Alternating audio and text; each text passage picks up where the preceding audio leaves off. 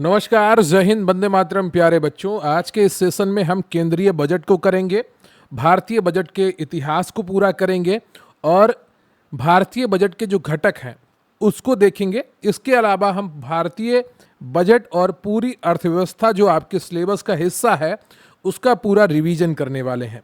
तो ये चार चीज़ें जो मैंने आपको बताई हैं, इनका बहुत अच्छा रिवीजन आपका हो जाएगा। वीडियो को लाइक कर लीजिएगा, चैनल पर नए हैं चैनल को सब्सक्राइब कर लीजिएगा, क्योंकि प्रश्न यहीं से आएगा। पढ़ते रहेंगे आप मेरे साथ तो आपको यकीन आएगा। क्लास बहुत ही इम्पॉर्टेंट है, ये कोई आम क्लास नहीं है। तो क्लास में आप अंत तक बने रहिएगा और यहाँ से बाहर कोई भी प्रश्न आपका नहीं जाएगा अगर आप क्लास को अच्छे तरीके से कंप्लीट करेंगे। तो वीडियो को लाइक कर लिया होगा, नहीं किया है तो कर लीजिए। अगर आप लोअर पीसीएस के बैच से जुड़ना चाहते हैं तो स्क्रीन पर आपको एक व्हाट्सएप नंबर दिख रहा होगा, वहां पर आप मैसेज करके हमारे साथ जुड़ सकते हैं। सभी कंटेंट आपको बहुत ही सुव्यवस्थित ढंग से प्रोवाइड करवाया जा रहा है। हर विषय के आपको वन लाइनर मिलेंगे, एमसीक्यू, पीवाईक्यूज और आपको क्विक रिवीजन थ्योरी नोट्स भी हम प्रोवाइड करवा रहे हैं, जिससे आपकी तैयारी बहुत ही आसान हो जाएगी अगर आप हमारे साथ निरंतर जुड़े रहे। यूपी लेखपाल में हमने 200 से अधिक पीडीएफ आप प्रोवाइड करवाई, जिससे आपकी तैयारी बहुत आसान हुई और इसका फ़ायदा आपको लेखपाल के एग्ज़ाम में भी मिलेगा। तो चलिए शुरू करते हैं आज का ये सेशन। बात करेंगे सरकारी बजट के घटक से। बहुत ही महत्वपूर्ण हिस्सा है। यहाँ से आपके पीवाईक्यूज आप जब देखेंगे यूपी पॉलिसी के, तो बहुत सारे प्रश्न यहाँ से बनते हैं। तो भारतीय संविधान के अनुच्छेद 112 में बजट शब्द का प्रयोग नहीं है, लेकिन इसे वार्षिक वित्तीय विवरण कहा गया है। क्या कहा गया है? वार्षिक वित्तीय विवरण, यानी कि एनुअल फाइनेंशियल स्टेटमेंट। यह वित्त मंत्रालय के आर्थिक मामलों के विभाग द्वारा तैयार किया जाता है। धन विधेयक अनुच्छेद 110 में वर्णित है और विनियोग विधेयक अनुच्छेद 114 में वर्णित है। विनियोग विधेयक में क्या होता है कि जिससे संचित निधि से धन निकाला जाता है, इसके महत्वपूर्ण अंग है। ठीक है, अगर संचित निधि से धन निकालना है तो अनुच्छेद 114 के तहत विनियोग विधेयक लाना पड़ता है सरकार को। और धन विधेयक अनुच्छेद 110 है और अनुच्छेद 112 में वार्षिक वित्तीय विवरण लिखा गया है, लेकिन इसे ही हम बजट कहते हैं। अब हम बात करेंगे आपके सिलेबस के एक महत्वपूर्ण हिस्से की कि बजट के मुख्य घटक क्या है, और बहुत आसानी से आप इसको समझने वाले हैं, इसकी गारंटी है। बस लास्ट तक बने रहिएगा और एक बार इसका रिवीजन जरूर कर लीजिएगा। बजट को मुख्य रूप से दो भागों में बांटा जाता है। एक है राजस्व बजट, यानी कि दिन प्रतिदिन का खाता, और दूसरा है पूंजीगत बजट, यानी कि संपत्ति और देनदारी का खाता। राजस्व बजट, इसका संबंध सरकार के चालू वित्तीय वर्ष के नियमित लेन देन से है। यानी कि राजस्व बजट क्या है? इसका संबंध सरकार के चालू वित्तीय वर्ष के नियमित लेन देन से है। अब वो लेन देन कौन से होते हैं उनको हम समझते हैं। पहला लेन देन होता है राजस्व प्राप्तियां, यानी कि रेवेन्यू रेसिप्ट्स। ये वे प्राप्तियां हैं जिनसे ना तो सरकार पर कोई देनदारी बढ़ती है और ना ही सरकार की संपत्ति कम होती है। राजस्व प्राप्तियां यानी कि सरकार को राजस्व यानी कि धन कहां से मिलता है, और ये वो प्राप्तियां हैं राजस्व प्राप्तियां जिनसे ना तो देनदारी बढ़ती है, यानी कि लायबिलिटी बढ़ती है कि उधार है चुकाना पड़ेगा, ऐसा नहीं होता, और ना ही सरकार को अपनी संपत्ति बेचनी पड़ती या गिरवी रखनी पड़ती है। तो इसमें राजस्व प्राप्तियां किस प्रकार की होती हैं? एक होता है कर राजस्व, यानी कि टैक्स। अब टैक्स होता है दो प्रकार का, एक होता है प्रत्यक्ष कर जो आयकर और निगम कर के रूप में लगता है, और दूसरा होता है अप्रत्यक्ष कर जो जीएसटी और सीमा शुल्क के रूप में आपको देखने को मिलता है। पेट्रोल टैक्स या जो लगता है डीजल टैक्स, उसके रूप में देखने को मिलता है। गैर कर राजस्व नॉन टैक्स क्या है? सार्वजनिक उपक्रमों पीएसयूज का लाभ, लाभांश, फीस, जुर्माना और दिए गए ऋणों पर प्राप्त ब्याज होता है गैर कर राजस्व। ठीक है। राजस्व व्यय क्या है? सरकार को चलाने का रोजमर्रा का खर्चा जिससे कोई नई संपत्ति नहीं बनती, जैसे कर्मचारियों का वेतन, पेंशन, ऋण पर ब्याज का भुगतान और सब्सिडी। ये क्या है? राजस्व व्यय है। राजस्व प्राप्तियां आपने समझ ली हैं। ऐसी वे प्राप्तियां जिनसे ना तो सरकार पर कोई देनदारी बढ़ती है और ना ही सरकार की संपत्ति कम होती है। ये दो प्रकार की होती हैं। एक होता है कर राजस्व और दूसरा होता है गैर कर राजस्व। कर राजस्व में आपका प्रत्यक्ष कर आता है जैसे आयकर और निगम कर, और अप्रत्यक्ष कर में आपका जीएसटी, सीमा शुल्क, डीजल पेट्रोल टैक्स आदि आते हैं।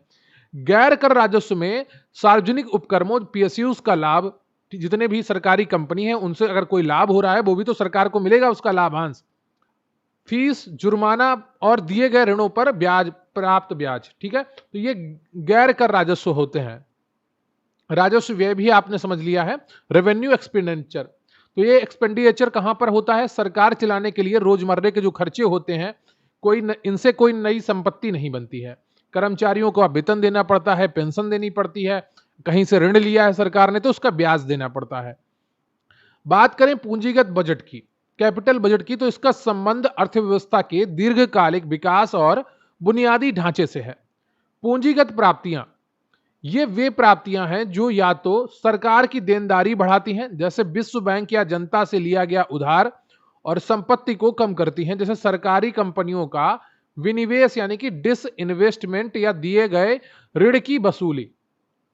ठीक है, तो पूंजीगत प्राप्तियां कौन सी होती हैं सरकार की? ये वे प्राप्तियां हैं जो या तो सरकार की देनदारी बढ़ाती हैं या फिर संपत्ति को कम कर देती हैं। देनदारी कैसे बढ़ती है? विश्व बैंक या जनता से लिया गया उधार या संपत्ति को कम करता है। ठीक है, और जो सरकारी कंपनियों का विनिवेश यानी कि किसी एलआईसी का 39% सरकार ने बेच दिया, किसी सरकारी बैंक का कुछ हिस्सा बेच दिया, तो सरकारी किसी कंपनी का कुछ हिस्सा प्राइवेट कंपनी को बेच देना, यह विनिवेश कहलाता है। पूंजीगत व्यय क्या है? यह सबसे अच्छा व्यय माना जाता है क्योंकि यह संपत्ति का निर्माण करता है, जैसे हाईवे, एम्स, अस्पताल, नए उद्योग बनाना या सरकार की देनदारी कम करना, पुराने ऋण को चुकाना, तो यह पूंजीगत व्यय कहलाता है। अब हम बात करेंगे बजट में घाटे के प्रकार। ठीक है, तो बहुत आसानी से समझाएंगे आपको। राजकोषीय घाटा, तो यह क्या होता है? कुल व्यय माइनस राजस्व प्राप्तियां प्लस गैर ऋण पूंजीगत प्राप्तियां। तो यह सरकार की कुल उधार आवश्यकता को दर्शाता है। यह जितना अधिक होगा, महंगाई बढ़ने का खतरा उतना ज्यादा होगा। एफआरबीएम अधिनियम 2003, जिसके बाद में एनके सिंह समिति ने समीक्षा की, के तहत इसे जीडीपी के 3% तक सीमित रखने का लक्ष्य रखा गया था। अब राजस्व घाटा क्या होता है? कुल राजस्व व्यय माइनस कुल राजस्व प्राप्तियां। यह दर्शाता है कि सरकार अपने रोजमर्रा के नियमित खर्चों को पूरा करने के लिए भी पर्याप्त कमाई नहीं कर पा रही है और उसे उधार लेना पड़ रहा है। ठीक है, तो राजकोषीय घाटा क्या होता है? कुल व्यय, मतलब सरकार ने कितना खर्च किया, माइनस राजस्व कितना प्राप्त हुआ, और प्लस गैर ऋण पूंजीगत प्राप्तियां, तो कितनी गैर ऋण पूंजीगत प्राप्ति हुई है सरकार को। राजस्व घाटा क्या है? कुल राजस्व व्यय माइनस कुल राजस्व प्राप्तियां। राजकोषीय घाटा की अगर बात की जाए, ये 2 बार लिख गया है यहां पर, इसको आप इग्नोर करिएगा। प्रभावी राजस्व घाटा की अगर बात की जाए तो राजस्व घाटा माइनस पूंजीगत संपत्तियों के सृजन हेतु राज्यों को दिया गया अनुदान। ठीक है, तो प्रभावी राजस्व घाटा क्या होता है? राजस्व घाटा माइनस पूंजीगत संपत्तियों के सृजन हेतु राज्यों को दिया गया अनुदान। इसे 2011-12 के बजट में प्रणब मुखर्जी द्वारा पेश किया गया। यह घाटे का अधिक यथार्थवादी और सटीक चित्र प्रस्तुत करता है। प्राथमिक घाटा क्या है? राजकोषीय घाटा माइनस ब्याज भुगतान। यह दर्शाता है कि चालू वर्ष की सरकारी नीतियों के कारण सरकार को कितना उधार लेना पड़ रहा है। इसमें पुरानी सरकारों द्वारा लिए गए ऋणों के ब्याज को हटा दिया जाता है। अब हम बात करेंगे भारत की वित्तीय प्रणाली की। तो वित्तीय प्रणाली एक पुल की तरह काम करती है। किसकी तरह काम करती है? एक ब्रिज की तरह काम करती है, जो बचतकर्ताओं जिनके पास अतिरिक्त पैसा है से धन लेकर निवेशकों जिन्हें उत्पादन के लिए पैसे की जरूरत है उन तक पहुंचाती है। इससे देश में पूंजी निर्माण होता है। भारतीय वित्तीय बाजार को तरलता और परिपक्वता अवधि के आधार पर 2 भागों में बांटा गया है। एक है मुद्रा बाजार यानी कि मनी मार्केट, इसका नियामक होता है भारतीय रिजर्व बैंक। यह अल्पावधि की निधियों का बाजार है। यहां ऋण की अवधि 1 दिन से लेकर अधिकतम 364 दिन, 1 वर्ष से कम तक की होती है। इसके प्रमुख उपकरण हैं, एक होती है कॉल मनी और दूसरी होती है नोटिस मनी। कॉल मनी होती क्या है कि मुख्य रूप से बैंकों के बीच लेन देन होता है। किसी बैंक को पैसे की आवश्यकता है, उसको लगता है कि अगले दिन उसके पास पर्याप्त धन आ जाएगा, तो 1 दिन के लिए, ओवरनाइट के लिए वो उधार लेती है। ठीक है, और जो नोटिस मनी होती है वो 2 से 14 दिनों के लिए उधार ली जाती है। ट्रेजरी बिल क्या होता है? यह केंद्र सरकार द्वारा अपनी अल्पकालिक धन की आवश्यकता पूरी करने के लिए जारी किया जाता है।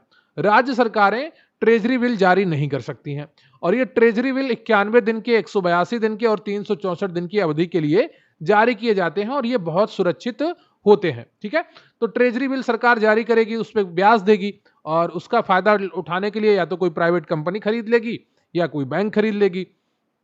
वाणिज्यिक पत्र की अगर बात की जाए तो यह बड़े और उच्च क्रेडिट रेटिंग वाले निजी कॉर्पोरेट्स कंपनियों द्वारा अल्पकालिक धन जुटाने के लिए जारी किया जाने वाला एक असुरक्षित प्रॉमिसरी नोट है, यानी कि वादा करने वाला एक नोट है। जमा प्रमाण पत्र क्या है? यह वाणिज्यिक बैंकों द्वारा जारी किया जाता है जब उन्हें अधिक धन की आवश्यकता होती है।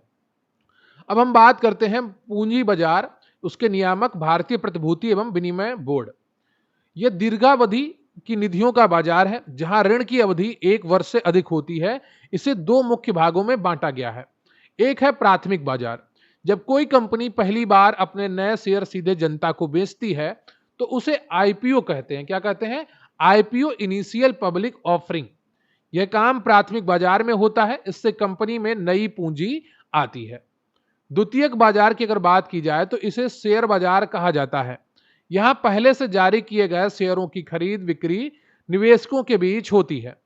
बीएसई, बॉम्बे स्टॉक एक्सचेंज, स्थापना 1875 में, एशिया का सबसे पुराना है। इसका सूचकांक सेंसेक्स, 30 प्रमुख कंपनियां इसमें लिस्टेड हैं। एनएसई, नेशनल स्टॉक एक्सचेंज, स्थापना 1992 में होती है। इसका सूचकांक निफ्टी 50 है और इसमें 50 कंपनियां लिस्टेड है। गिल्ट एज्ड मार्केट, पूंजी बाजार का वह हिस्सा जहां सरकारी और अर्ध सरकारी प्रतिभूतियों का क्रय विक्रय होता है। क्योंकि इसमें सरकार की गारंटी होती है इसलिए इसमें डिफॉल्ट का जोखिम शून्य होता है। अब बात करेंगे भारत में आर्थिक नियोजन उद्देश्य और उपलब्धियों की। भारत में नियोजन का ब्लूप्रिंट सर्वप्रथम एम विश्वेश्वरैया की पुस्तक प्लान्ड इकोनॉमी फॉर इंडिया 1934 में प्रस्तुत किया गया। स्वतंत्रता पश्चात योजना आयोग 15 मार्च 1950 का गठन केसी नियोगी समिति की सिफारिश पर किया गया था। प्रमुख पंचवर्षीय योजनाएं एवं उनके मॉडल। देखिए, आपको डिटेल में जो योजनाएं पढ़नी है वो अलग से पढ़नी होगी। यहां पर मैं आपको बेसिक चीजें बता देता हूं। प्रथम योजना 1951-56 हेरोड डोमर मॉडल पर आधारित है। कृषि और सिंचाई पर बल देती है। भाखड़ा नागल दामोदर घाटी परियोजनाएं इसी योजना के अंतर्गत शुरू हुई थी और यह सफल योजना थी। द्वितीय योजना 1956 से 61 पीसी महालनोबिस नेहरू महालनोबिस मॉडल पर आधारित है। भारी उद्योगों पर बल दिया इसने। भिलाई यूएसएसआर के सहयोग से, दुर्गापुर यूके के सहयोग से और राउरकेला जर्मनी के सहयोग से 3 इस्पात संयंत्र स्थापित किए गए इस योजना के अंतर्गत। योजना अवकाश प्लान हॉलीडे 1966 से 1969 रहता है। तीसरी योजना की विफलता, भारत चीन युद्ध हुआ 1962 में, फिर भारत पाक युद्ध हुआ 1965 में और फिर भीषण सूखा भी पड़ गया। तो इसी दौरान 1966-67 में हरित क्रांति का सूत्रपात हुआ था। अनवरत योजना रोलिंग प्लान 1978 से 80 जनता पार्टी मोरारजी देसाई द्वारा लागू। इसके प्रणेता गुन्नार मेडल पुस्तक एशियन ड्रामा थे। अब हम बात करेंगे महत्वपूर्ण उपलब्धियां और समितियों की गरीबी आकलन के संदर्भ में। नियोजन काल की सबसे बड़ी चुनौतियों में से एक गरीबी का सटीक मापन करना था। इसके लिए योजना आयोग द्वारा कई उच्च स्तरीय समितियां बनाई गईं जिनसे परीक्षा में सीधे प्रश्न बनते हैं। बात करते हैं बाइके अलग समिति 1979 की। इसने पहली बार गरीबी रेखा का निर्धारण कैलोरी उपभोग के आधार पर किया। इसने मानक तय किया। ग्रामीण क्षेत्रों में प्रति व्यक्ति 2400 कैलोरी प्रतिदिन और शहरी क्षेत्रों में 2100 कैलोरी प्रतिदिन। डीटी लकड़वाला समिति 1993 में बनती है। इसके प्रत्येक राज्य के लिए अलग अलग गरीबी रेखाएं बनाई। इसने ग्रामीण गरीबी के लिए कृषि श्रमिकों के उपभोक्ता मूल्य सूचकांक और शहरी गरीबी के लिए औद्योगिक श्रमिकों के उपभोक्ता मूल्य सूचकांक का उपयोग करने की सिफारिश की। बात करेंगे सुरेश तेंदुलकर समिति 2009 की। इसने एक बड़ा वैचारिक बदलाव किया। इसने केवल कैलोरी के आधार को छोड़कर जीवन स्तर के व्यापक पैमाने, शिक्षा, स्वास्थ्य, कपड़े को शामिल किया। इसने प्रति व्यक्ति प्रतिदिन व्यय ग्रामीण क्षेत्र में 27 रुपए और शहरी क्षेत्र में 33 तय किया। इसके अनुसार 2011-12 में भारत में गरीबी का जो प्रतिशत था वो 21.9% था। सी रंगराजन समिति 2014, यह तेंदुलकर समिति की समीक्षा के लिए बनी थी। इसने पोषण, प्रोटीन और वसा को फिर से शामिल किया। इसने प्रति व्यक्ति प्रतिदिन व्यय ग्रामीण क्षेत्र में 32 और शहरी क्षेत्र में 47 रुपए तय किया। इसके अनुसार भारत में गरीबी 29.5% थी। बैंकिंग क्षेत्र की बड़ी उपलब्धि की अगर बात की जाए तो आर्थिक नियोजन के दौरान ही पूंजी को आम जनता तक पहुंचाने के लिए 1969 में 14 बड़े वाणिज्यिक बैंकों का और 1980 में 6 और बैंकों का राष्ट्रीयकरण किया गया, जो भारतीय अर्थव्यवस्था के लिए एक मील का पत्थर साबित हुआ। अब हम बात करेंगे नीति आयोग की भूमिका की। योजना आयोग के टॉप डाउन रवैये को समाप्त कर 1 जनवरी 2015 को एक थिंक टैंक के रूप में नीति आयोग का गठन किया गया, जो सहकारी संघवाद और बॉटम टू अप दृष्टिकोण पर कार्य करता है। ये चारों लाइनें बहुत ही महत्वपूर्ण है, इनको याद रखिएगा। संरचनात्मक ढांचे की अगर बात की जाए तो अध्यक्ष प्रधानमंत्री होते हैं, उपाध्यक्ष कैबिनेट मंत्री के समकक्ष वर्तमान में डॉक्टर सुमन बेरी इसके उपाध्यक्ष हैं। सीईओ भारत सरकार के सचिव स्तर के अधिकारी होते हैं और वर्तमान में BVR सुब्रमण्यम है। गवर्निंग काउंसिल की अगर बात की जाए तो सभी राज्यों के मुख्यमंत्री, केंद्र शासित प्रदेशों के उपराज्यपाल, यह NDC का उन्नत विकल्प है। अगर बात करें कार्य प्रणाली के तो इसके 2 प्रमुख हब हैं। एक टीम इंडिया हब है, यह केंद्र और राज्यों के बीच इंटरफेस का कार्य करता है। दूसरा है ज्ञान और नवाचार हब, यह नीति आयोग के थिंक टैंक कौशल का निर्माण करता है। बात करते हैं नीति आयोग के प्रमुख रणनीतिक दस्तावेजों की। तो नीति आयोग ने पंचवर्षीय योजनाओं को समाप्त कर 3 नए दस्तावेज पेश किए।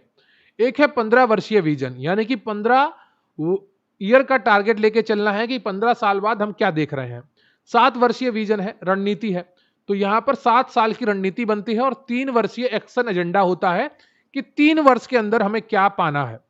प्रमुख सूचकांक पहल तो आकांक्षी जिला कार्यक्रम 2018 में और आकांक्षी ब्लॉक कार्यक्रम 2023 में और बहुआयामी गरीबी सूचकांक और निर्यात तैयारी सूचकांक भी नीति आयोग जारी करता है। अगला जो आपका टॉपिक है वो है स्वतंत्रता के बाद भूमि सुधार। स्वतंत्रता के बाद के भूमि सुधारों की अगर बात करें तो भारत में भूमि सुधारों की रूपरेखा JC कुमारप्पा समिति 1949 की रिपोर्ट पर आधारित थी। भूमि सुधारों को न्यायिक समीक्षा से बचाने के लिए संविधान के प्रथम संशोधन 1951 द्वारा 9वीं अनुसूची तथा अनुच्छेद 31A व 31B जोड़े गए। उत्तर प्रदेश विशेष एवं राष्ट्रीय स्तर के सुधार। जमींदारी उन्मूलन। उत्तर प्रदेश में यूपी जमींदारी विनाश एवं भूमि व्यवस्था अधिनियम 1950 पारित हुआ, जो 1 जुलाई 1952 से लागू हुआ। इससे मध्यस्थों का उन्मूलन हुआ और राज्यों का सीधा संपर्क किसानों से स्थापित हुआ। काश्तकारी सुधार की अगर बात की जाए तो लगान की अधिकतम सीमा उपज का 1/4 से 1/5 तय की गई। बेदखली से सुरक्षा और स्वामित्व के अधिकार प्रदान किए गए। भूमि अधिकतम सीमा की अगर बात की जाए तो एक परिवार द्वारा धारित कृषि भूमि की अधिकतम सीमा तय की गई।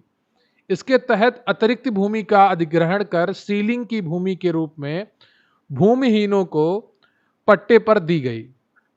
चकबंदी की अगर बात की जाए, उत्तर प्रदेश में चकबंदी योजना का प्रारंभ 1954 में मुजफ्फरनगर की कैराना तहसील वर्तमान शामली जिला और सुल्तानपुर की मुसाफिर खाना तहसील वर्तमान अमेठी जिला से हुआ। उत्तर प्रदेश जोत चकबंदी अधिनियम 1953 लागू किया गया। आधुनिक पहल की अगर बात की जाए तो भूमि विवादों को खत्म करने हेतु 2008 में NLRMP national land records modernisation programme शुरू किया गया, जिसे 2016 में DILRMP digital India land record modernisation programme कर दिया गया। इसके तहत खसरा और खतौनी का डिजिटलीकरण हुआ। इसके बाद अलावा स्वामित्व योजना के तहत ड्रोन से आबादी भूमि का सीमांकन कर संपत्ति कार्ड बांटे जा रहे हैं। स्वामित्व योजना स्कीम 2020 में शुरू हुई थी। बात करें वैश्वीकरण और उदारीकरण के प्रभाव की। 1991 में खाड़ी युद्ध के झटके और सोवियत संघ के पतन के कारण भारत का विदेशी मुद्रा भंडार 1.1 बिलियन केवल 2 सप्ताह के आयात के लायक रह गया था। इसे भुगतान संतुलन संकट कहा गया। राव मनमोहन मॉडल के तहत वाशिंगटन सहमति के सिद्धांतों पर नई आर्थिक नीति लागू की गई थी। जैसे आप अभी देख रहे हैं ईरान इजराइल का युद्ध, वैसे ही 1991 में खाड़ी युद्ध हुए थे, गल्फ वार, और उस दौरान काफी आर्थिक संकट आए थे। जैसे अभी आपको पेट्रोल डीजल और गैस की किल्लत का बातें देखने को मिल रही हैं, वैसे ही प्रमुख संरचनात्मक सुधारों की अगर बात की जाए तो औद्योगिक क्षेत्र लाइसेंस राज्य की समाप्ति की गई। केवल 5 उद्योगों शराब, सिगरेट, खतरनाक रसायन, औद्योगिक विस्फोटक, एरोस्पेस रक्षा उपकरण के लिए लाइसेंस अनिवार्य रह गया। एकाधिकार की समाप्ति एमआरटीपी अधिनियम 1969 को समाप्त कर प्रतिस्पर्धा अधिनियम 2002 लाया गया। तो एकाधिकार अधिनियम 1969 क्या था? जैसे पहले आपने देखा होगा केवल एक ही कंपनी स्कूटर बनाती थी, बजाज चेतक, और कोई दूसरी कंपनी ने कभी स्कूटर बनाए ही नहीं। तो ये एकाधिकार कानून जो था एमआरटीपी अधिनियम 1969 उसके कारण ऐसा हुआ था। विदेशी मुद्रा नियमन कठोर फेरा 1973 को लचीले फेमा 1999 में बदल दिया गया। फेमा का मतलब है फॉरेन एक्सचेंज मैनेजमेंट एक्ट। अब सकारात्मक प्रभाव क्या हुए और नकारात्मक प्रभाव क्या हुए उनको भी देख लेते हैं। विदेशी मुद्रा भंडार में अभूतपूर्व वृद्धि देखने को मिली। वर्तमान में भारत का जो विदेशी मुद्रा भंडार है वो 700 बिलियन से अधिक है। कृषि क्षेत्र की उपेक्षा, कृषि में सार्वजनिक निवेश घटा। डब्ल्यूटीओ की शर्तों से किसानों पर दबाव बढ़ा। सब्सिडी में कटौती की गई किसानों की। सेवा क्षेत्र का बूम, भारत विश्व का बैक ऑफिस बन गया। आईटीबीपीओ, जीडीपी में सेवा क्षेत्र का योगदान 50% के पार हुआ। रोजगार विहीन समृद्धि, उच्च जीडीपी वृद्धि दर के बावजूद विनिर्माण क्षेत्र पर्याप्त रोजगार पैदा नहीं कर सका। उपभोक्ता संप्रभुता, प्रतिस्पर्धा के कारण वैश्विक स्तर की गुणवत्ता वाली वस्तुएं सस्ती दरों पर उपलब्ध हुई। इससे कंज्यूमर की सोवरेंटी बढ़ी। एमएसएमई पर मार, बहुराष्ट्रीय कंपनियों और सस्ते चीनी आयातों के कारण घरेलू लघु उद्योगों को भारी नुकसान हुआ था। में हम कंप्लीट करने वाले हैं भारतीय अर्थव्यवस्था और सामाजिक विकास। तो सबसे पहले हम बेसिक फैक्ट्स जो हैं इकोनॉमी अर्थशास्त्र से जुड़े हुए उनको देख लेते हैं। अर्थशास्त्र यानी कि इकोनॉमिक्स सामाजिक विज्ञान की वह शाखा है जो वस्तुओं और सेवाओं के उत्पादन, वितरण और उपभोग का अध्ययन करती है। एडम स्मिथ को आधुनिक अर्थशास्त्र का जनक कहा जाता है, father of economics. Adam Smith की प्रसिद्ध पुस्तक का नाम द वेल्थ ऑफ नेशंस है। 1776 में ये पब्लिश हुई थी, जिसमें उन्होंने पूंजीवादी अर्थव्यवस्था का आधार रखा था। अर्थशास्त्र का को व्यष्टि और समष्टि यानी कि माइक्रो और मैक्रो में विभाजित करने का श्रेय रेगनर फ्रिस को जाता है। व्यष्टि अर्थशास्त्र का अर्थ है कि व्यक्तिगत इकाइयां जैसे एक उपभोक्ता, एक फर्म के आर्थिक व्यवहार का अध्ययन किया जाता है। व्यष्टि अर्थशास्त्र में माइक्रो इकोनॉमिक्स में व्यक्तिगत इकाइयों यानी कि इंडिविजुअल जैसे एक उपभोक्ता, एक फर्म यानी कि एक कंपनी के आर्थिक व्यवहारों का अध्ययन किया जाता है। समष्टि अर्थशास्त्र क्या होता है, मैक्रो इकोनॉमिक्स क्या होती है, इसमें संपूर्ण अर्थव्यवस्था जैसे राष्ट्रीय आय, मुद्रास्फीति, बेरोजगारी का एक साथ अध्ययन किया जाता है। जॉन मेनार्ड किन्स को समष्टि अर्थशास्त्र का जनक माना जाता है। ठीक है, तो जो जॉन मेनार्ड किन्स हैं उनको समष्टि अर्थशास्त्र का जनक माना जाता है। किन्स की प्रसिद्ध पुस्तक the general theory of employment, interest and money 1936 में प्रकाशित हुई थी, जो 1929 की महामंदी के बाद आई थी। अर्थव्यवस्था के 3 मुख्य प्रकार होते हैं। एक होती है पूंजीवादी अर्थव्यवस्था, दूसरी होती है समाजवादी अर्थव्यवस्था और तीसरी होती है मिश्रित अर्थव्यवस्था, जो कि भारत में मौजूद है। भारतीय अर्थव्यवस्था एक मिश्रित अर्थव्यवस्था है जहां सार्वजनिक यानी कि सरकारी कंपनी और निजी क्षेत्र दोनों का सह अस्तित्व होता है। जैसे पेट्रोलियम में देखते हैं आप, सरकारी कंपनीज भी हैं और प्राइवेट कंपनीज भी हैं। जियो है, रिलायंस है ना, और नायरा है, ये प्राइवेट कंपनी है। इसी प्रकार से आप देखते हैं बीमा कंपनी में LIC सरकारी है, बाकी सब प्राइवेट हैं। इसी प्रकार आप टेलीकॉम में जाएंगे तो BSNL सरकारी है, बाकी सब प्राइवेट कंपनीज हैं।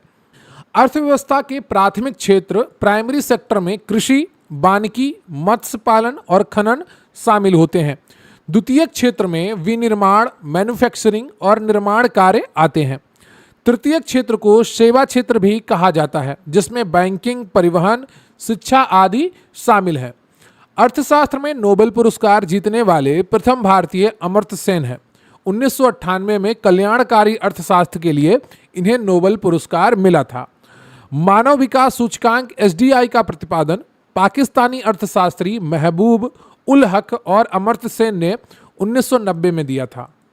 देखिए, महबूब उल हक और अमर्त्य सेन दोनों एक साथ 1953 में कैम्ब्रिज यूनिवर्सिटी में पढ़ते थे। तो वहाँ से इनकी मित्रता स्टार्ट हुई और वहाँ से इन्होंने यूएन के लिए काम किया। और सबसे पहले बात मानव विकास सूचकांक की महबूब उल हक ने की थी। फिर बाद में अमर्त्य सेन भी उनके साथ आ गए थे और एक नई और एक ब्रॉडर जो डिफिनीशन है मानव विकास सूचकांक की, क्षमता उपागम पर आधारित उन्होंने दी थी। अगर केवल महबूब उल हक ऑप्शन में आता है तो आप महबूब उल हक ही सेलेक्ट करिएगा।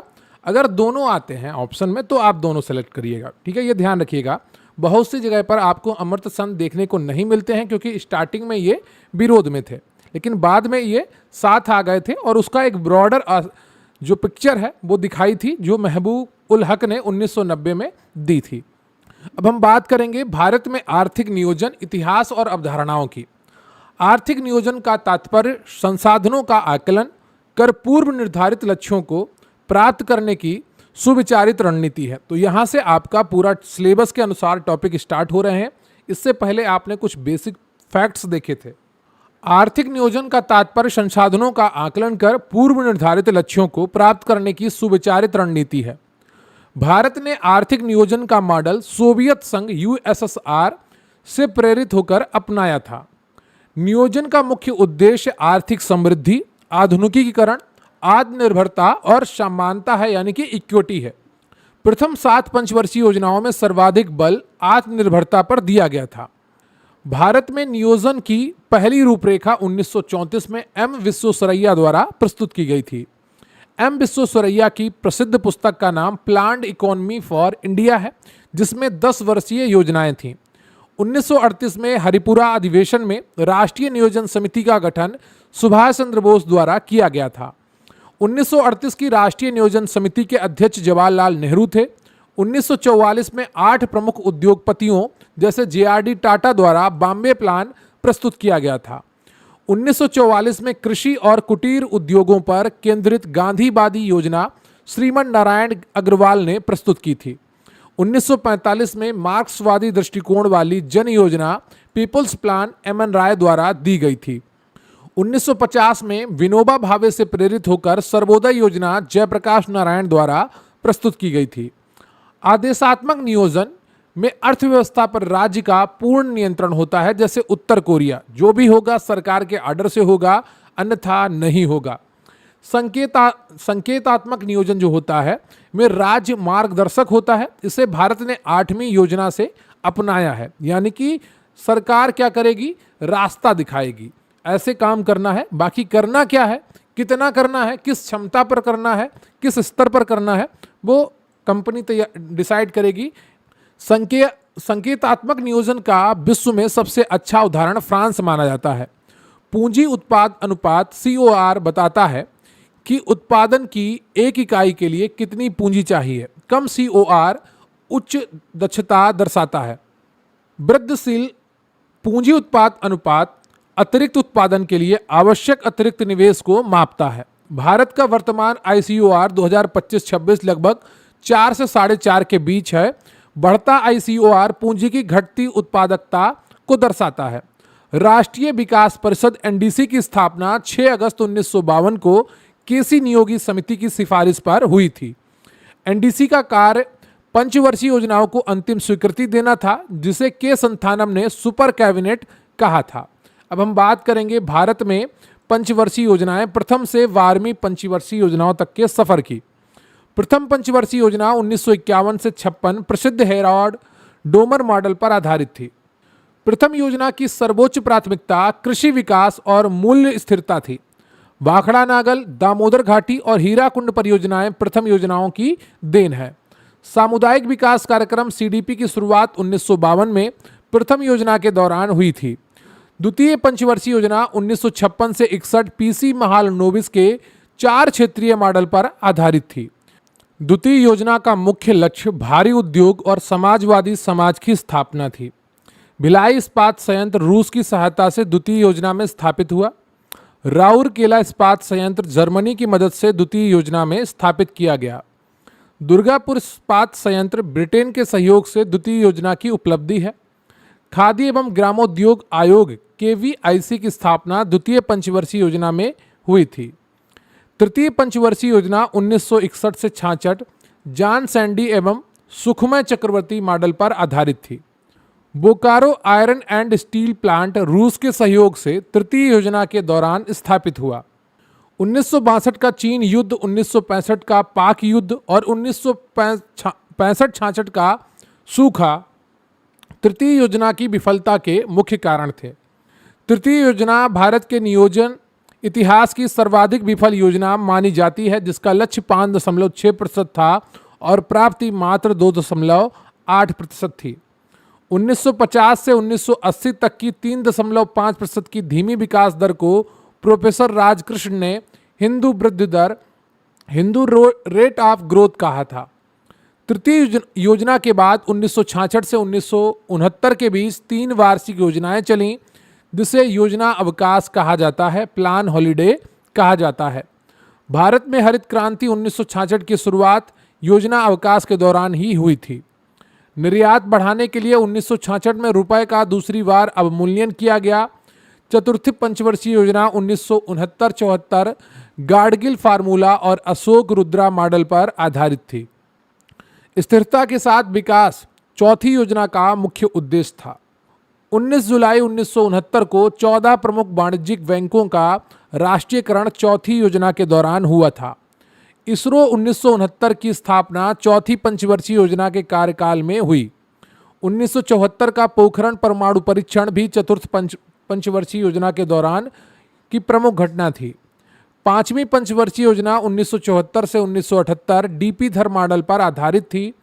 गरीबी उन्मूलन और आत्मनिर्भरता पांचवी योजना की सर्वोच्च प्राथमिकता थी। 20 सूत्रीय कार्यक्रम 1975 और अंत्योदय योजना 1970 पांचवी योजना में शुरू हुए। क्षेत्रीय ग्रामीण बैंक आरआरबी की स्थापना 2 अक्टूबर 1975 को पांचवी योजना के दौरान हुई थी। मोरारजी देसाई की जनता पार्टी सरकार ने पांचवी योजना को 1 वर्ष पहले ही समाप्त कर दिया था, 1978 में। 1978-1980 के बीच अनवरत योजना रोलिंग प्लान लागू किया गया था। अनवरत योजना गुन्नार मेडल की पुस्तक एशियन ड्रामा पर आधारित थी, जिसे भारत में टीटी लकड़ावाला ने लागू किया। छठी पंचवर्षीय योजना 1980-85 में ग्रामीण विकास कार्यक्रम आईआरडीपी ट्राइसेम शुरू किए गए। 15 अप्रैल 1980 को 6 और बैंकों का राष्ट्रीयकरण छठी योजना के दौरान हुआ था। शिवरामन समिति की सिफारिश पर 12 जुलाई 1982 को नाबार्ड की स्थापना छठी योजना में हुई थी। 1982 में एक्सिम बैंक की स्थापना भी छठी योजना की उपलब्धि है। 7वीं पंचवर्षीय योजना जॉन डब्ल्यू मिलर मॉडल पर आधारित थी।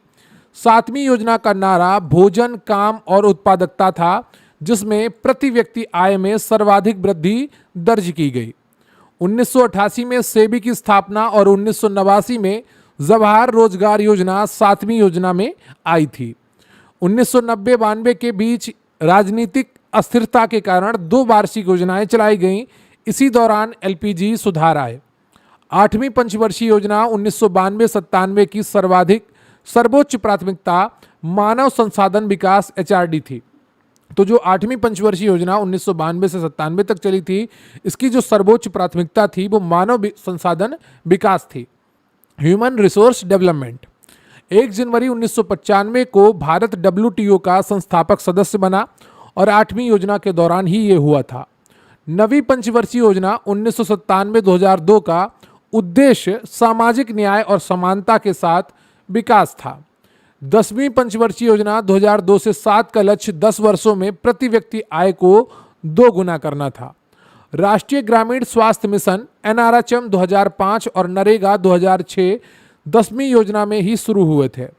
11वीं योजना 2007 से 12 की थीम तीव्रतर और अधिक समावेशी विकास थी। शिक्षा का अधिकार आरटीई 2009 में इसी में आया था। 12वीं पंचवर्षीय योजना 2012 से 17 तक लागू हुई और भारत की अंतिम योजना थी, जिसकी थीम तीव्रतर, धारणीय और अधिक समावेशी विकास था। अब हम बात करेंगे नीति आयोग की भूमिका और सूचकांक की। 1 जनवरी 2015 को मंत्रिमंडल के प्रस्ताव द्वारा योजना आयोग के स्थान पर नीति आयोग का गठन किया गया। नीति आयोग सरकार के प्रमुख थिंक टैंक के रूप में कार्य करता है, यानी कि यहाँ पर सोचने की क्षमता दर्शाई जाती है, किस प्रकार सरकार सोचेगी, किस प्रकार से सरकार निर्णय लेगी। नीति आयोग के पदेन अध्यक्ष भारत के प्रधानमंत्री होते हैं।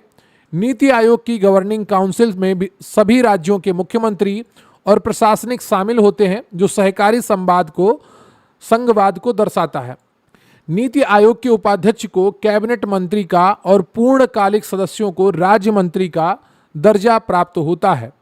नीति आयोग अपने विजन के 7 स्तंभों pro people, pro activity, participation, empowering, inclusion, equality और ट्रांसपेरेंसी पर आधारित करता है।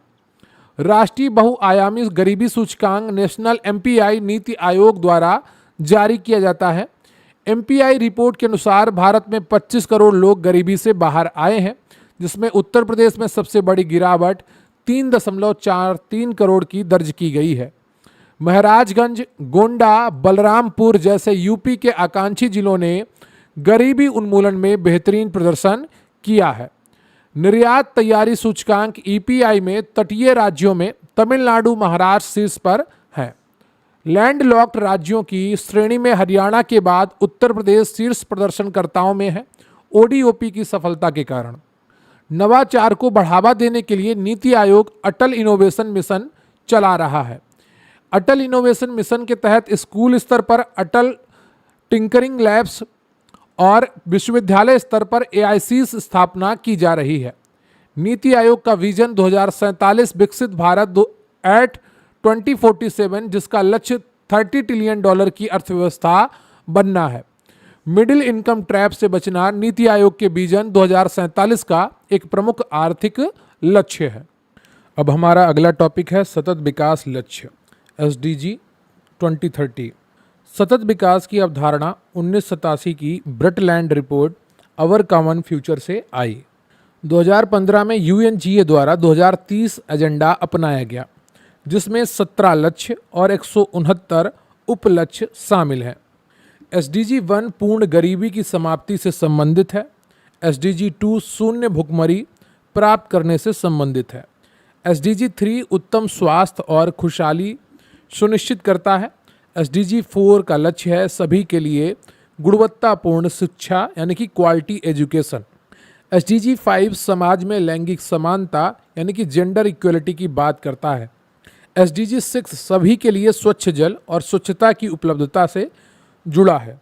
SDG 7 सस्ती और स्वच्छ ऊर्जा, क्लीन एनर्जी तक पहुंच सुनिश्चित करता है। SDG 8 उत्कृष्ट कार्य और आर्थिक वृद्धि का लक्ष्य है। SDG 9 उद्योग, नवाचार और बुनियादी ढांचे के विकास पर जोर देता है।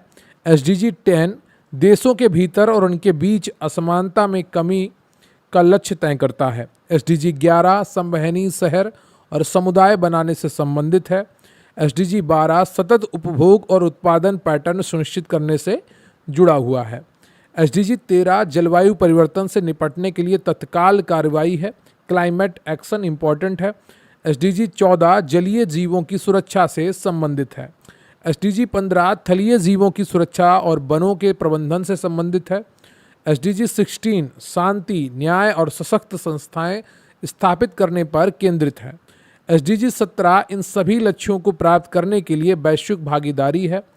भारत में SDG लागू करने की नोडल एजेंसी नीति आयोग है, जो SDG इंडेक्स जारी करती है। जल जीवन मिशन के माध्यम से भारत ने SDG 6 में अभूतपूर्व प्रगति की है। उत्तर प्रदेश ने एक्सप्रेसवे और सोलर पॉलिसी के कारण SDG 7 और SDG 9 में अचीवर की स्थिति प्राप्त की है, यानी कि यूपी ने अचीव किया है, अच्छी रैंक हासिल की है। SDG सूचकांक में केरल, हिमाचल प्रदेश और तमिलनाडु लगातार फ्रंट रनर की श्रेणी में बने हुए हैं। अब हम बात करेंगे एक सबसे महत्वपूर्ण टॉपिक की, जो है आपका सरकारी बजट की घटक और घाटे FRBM। संविधान के अनुच्छेद 112 में बजट को वार्षिक वित्तीय विवरण कहा गया है, यानी कि एनुअल फाइनेंशियल स्टेटमेंट कहा गया है।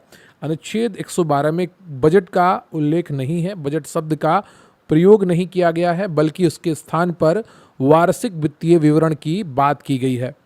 राज्यों के वार्षिक वित्तीय विवरण यानी कि बजट का उल्लेख संविधान के अनुच्छेद 202 में है। ठीक है, तो केंद्र सरकार का जो बजट आता है वो अनुच्छेद 112 के तहत आता है, राज्य सरकारों का जो बजट आता है वो आता है अनुच्छेद 202 के तहत। बजट मुख्य रूप से दो भागों में बटा होता है, एक होता है राजस्व बजट और दूसरा होता है पूंजीगत बजट। इस पर बहुत अच्छी मैंने क्लास कराई है, उसको हमारे चैनल पर आपको मिल जाएगी। राजस्व प्राप्तियां ना तो संपत्ति बढ़ाती हैं और ना ही देनदारियां कम करती हैं, जैसे कर, जुर्माना। प्रत्यक्ष कर, आयकर और अप्रत्यक्ष कर जीएसटी सरकार के कर राजस्व का हिस्सा है। वर्तमान में भारत सरकार की आय टैक्स का सबसे बड़ा स्रोत जीएसटी और निगम कर है। आरबीआई द्वारा सरकार को दिया गया लाभांश और दिए गए ऋणों पर प्राप्त ब्याज गैर कर राजस्व है। ब्याज अदायगी सरकार के कुल राजस्व व्यय का सबसे बड़ा हिस्सा है। पूंजीगत प्राप्तियां वे हैं जो देनदारी बढ़ाती हैं, उधार या संपत्ति कम करती हैं, यानी कि विनिवेश। जैसे कि सरकार ने एलआईसी का थोड़ा हिस्सा किसी प्राइवेट कंपनी को बेच दिया, तो क्या है, वो विनिवेश है।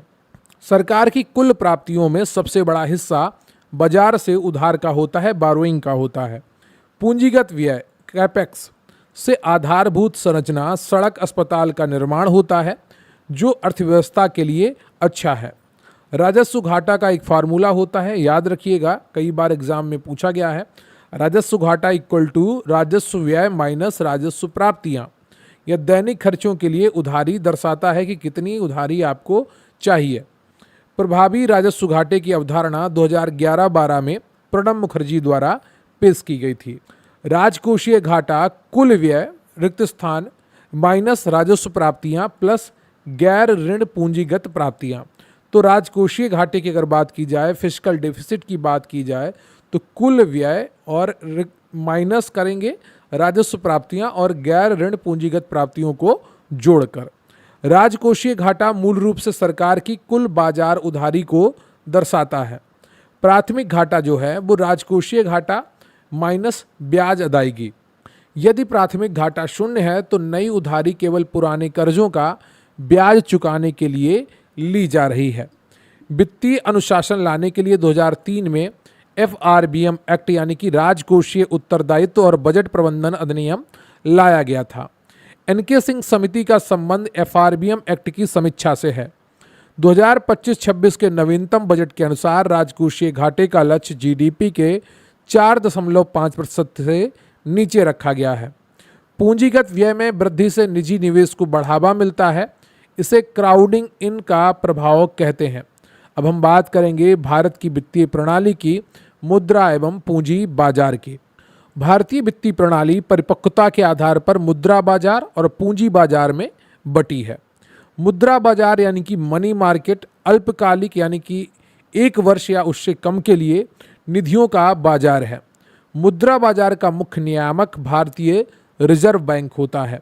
ट्रेजरी बिल, कमर्शियल पेपर और सर्टिफिकेट ऑफ डिपॉजिट मुद्रा बाजार के ही उपकरण है।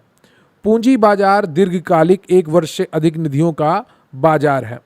पूंजी बाजार शेयर मार्केट का नियामक भारतीय प्रतिभूति और विनिमय बोर्ड सेबी है। जब कोई कंपनी पहली बार सीधे निवेशकों को शेयर जारी करती है, आईपीओ, तो यह प्राथमिक बाजार कहलाता है। स्टॉक एक्सचेंज बीएसई, एनएसई, जहां पुराने शेयरों की खरीद बिक्री होती है, द्वितीयक बाजार कहलाते हैं। 2026 तक भारत का शेयर मार्केट कैप के लिहाज से विश्व के टॉप 4 में शामिल हो गया है। मौद्रिक नीति समिति एमपीसी का गठन आरबीआई अधिनियम 1934 संशोधित 2016 के तहत मुद्रास्फीति नियंत्रण के लिए हुआ। एमपीसी में कुल 6 सदस्य होते हैं, 3 आरबीआई के अधिकारी और 3 भारत सरकार द्वारा नियुक्त होते हैं। एमपीसी के पदेन अध्यक्ष आरबीआई गवर्नर होते हैं, जिनके पास टाई होने पर कास्टिंग वोट होता है। एमपीसी का मुख्य लक्ष्य मुद्रास्फीति को 4% ±2% के दायरे में यानी कि 2 से 6% के बीच में रखने का है। अब हम बात करेंगे आरबीआई की मौद्रिक नीति, दरें और उपकरण। देखिए डायरेक्टली तो आप, ये बहुत इंपॉर्टेंट है, लगभग हर एग्जाम में यहाँ से जुड़े हुए प्रश्न पूछे ही जाते हैं। रेपो दर की परिभाषा सीधी सीधी पूछ ली जाती है। यह वह दर है जिस पर आरबीआई बैंकों को अल्पकालिक ऋण देता है, यानी कि समपार्श्विक के साथ। मुद्रास्फीति महंगाई को नियंत्रण करने के लिए आरबीआई रेपो दर को बढ़ा देता है। ठीक है, तो महंगाई दर को नियंत्रित करने के लिए क्या करता है, आरबीआई रेपो दर को बढ़ा देता है। इससे क्या होता है, मार्केट में मनी की सप्लाई कम हो जाती है। मनी की सप्लाई कम हो जाती है तो आदमी की परचेजिंग क्षमता कम हो जाएगी। परचेजिंग क्षमता कम हो जाएगी तो उसकी मनी पावर घट गई। ठीक है, तो मुद्रास्फीति महंगाई को नियंत्रित करने के लिए आरबीआई रेपो दर को बढ़ा देता है। रिवर्स रेपो दर वह दर है जिस पर बैंक अपना अतिरिक्त धन आरबीआई के पास जमा कर ब्याज प्राप्त करते हैं। 2022 में पेश की गई स्थायी जमा सुविधा एसडीएफ बिना किसी संपार्श्विक के बैंकों से तरलता सोखती है। वर्तमान में एसडीएफ ने रिवर्स रेपो दर की नीतिगत गलियारे के निचले स्तर के रूप में प्रतिस्थापित कर दिया है। नकद आरक्षित अनुपात सीआरआर वह नकद राशि है जो बैंकों को अनिवार्य रूप से आरबीआई के पास रखनी होती है। सीआरआर के रूप में रखी गई नकद राशि पर आरबीआई बैंकों को कोई ब्याज नहीं देता है। सांविधिक तरलता अनुपात एसएलआर वह प्रतिशत है जो बैंकों को स्वयं के पास तरल संपत्तियों, सोना या बांड में रखना होता है। बैंक दर क्या होती है, बैंक रेट। तो बैंक रेट पर आरबीआई बिना किसी संपार्श्विक के बैंकों को दीर्घकालिक ऋण देता है। अब मुख्य रूप से पेनाल्टी के लिए प्रयुक्त होता है। यह सीमांत स्थायी सुविधा एमएसएफ 2011 में शुरू एक आपातकालीन विंडो है जहां बैंक अपने एसएलआर कोटे का उपयोग कर ओवरनाइट कर्ज लेते हैं। तरलता समायोजन सुविधा एलएएफ के अंतर्गत रेपो दर और रिवर्स रेपो दर अब एसडीएफ आते हैं।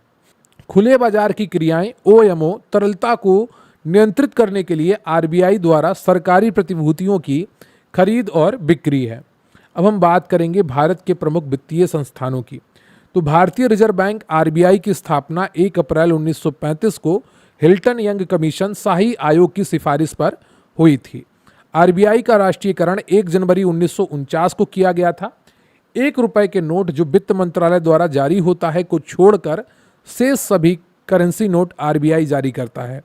भारतीय प्रतिभूति और विनिमय बोर्ड सेबी को सेबी अधिनियम 1992 के तहत संवैधानिक दर्जा दिया गया। कौन सा दर्जा दिया गया, वैधानिक दर्जा दिया गया है। और संवैधानिक दर्जा तब होता है जब संविधान में जिक्र होता है, लेकिन इसका संविधान में जिक्र नहीं है। नाबार्ड की स्थापना 12 जुलाई 1982 को बी शिवरामन की समिति की सिफारिश पर हुई थी। नाबार्ड सीधे किसानों को ऋण नहीं देता बल्कि क्षेत्रीय ग्रामीण बैंकों और सहकारी बैंकों को पुनर्वित्त करता है, यानी कि रीफाइनेंस करता है। भारतीय लघु उद्योग विकास बैंक सिडबी का मुख्यालय लखनऊ उत्तर प्रदेश में स्थित है और इसकी स्थापना 1990 में हुई थी। एमएसएमई के विकास और मुद्रा बैंक का प्रबंधन सिडबी द्वारा किया जाता है। भारत के विदेशी व्यापार के वित्त पोषण के लिए 1982 में एक्जिम बैंक की स्थापना की गई थी। राष्ट्रीय आवास बैंक एनएचबी आवास वित्त की शीर्ष संस्था है जो रेजिडेक्स सूचकांक जारी करती है। बीमा क्षेत्र का नियामक IRDAI है। 1999 में मल्होत्रा समिति की सिफारिश पर यह स्थापित हुआ था और इसका मुख्यालय हैदराबाद में है। अब हम बात करेंगे भारत में कराधान प्रणाली और जीएसटी की, जो काफ़ी इंपॉर्टेंट हिस्सा है आपके लिए। तो प्रगतिशील कर जो प्रोग्रेसिव टैक्स में आय बढ़ने के साथ कर की दर बढ़ती है जो आय असमानता कम करती है, जैसे आयकर होता है। प्रतिगामी कर जो होता है, रिग्रेसिव टैक्स जो होता है, इसका भार अमीरों की तुलना में गरीबों पर अधिक पड़ता है, जैसे अप्रत्यक्ष कर है, जीएसटी है। लाफर वक्र क्या है, तो लाफर वक्र कर की दर यानी कि टैक्स रेट और कर राजस्व के बीच के संबंध को दर्शाता है। वस्तु एवं सेवा कर जीएसटी को 101 में संविधान संशोधन अधिनियम द्वारा 2016 में लागू किया गया था। जीएसटी एक व्यापक गंतव्य आधारित अप्रत्यक्ष कर है। पुराने जीएसटी स्लैब मुख्य रूप से 5%, 12%, 18% और 28% थे। वर्तमान में जीएसटी स्लैब की अगर बात की जाए 2025 में संशोधित हुए 0%, 5%, 18% और 40% है, जो कि विलासिता आधारित चीज़ों पर लगाया जाता है। जैसे सिगरेट हो गई, बहुत ज़्यादा महंगी गाड़ियाँ हो गई, शराब, अल्कोहल फॉर कंजप्शन और पेट्रोलियम उत्पाद वर्तमान में जीएसटी के दायरे से बाहर हैं। जीएसटी परिषद एक संवैधानिक निकाय है जिसका उल्लेख अनुच्छेद 279 ए में है। जीएसटी परिषद के अध्यक्ष केंद्रीय वित्त मंत्री होते हैं और निर्णय 3/4 यानी कि 75% बहुमत से लिए जाते हैं। अब हम बात करेंगे कृषि विकास हरित क्रांति से सदाबहार क्रांति टॉपिक की।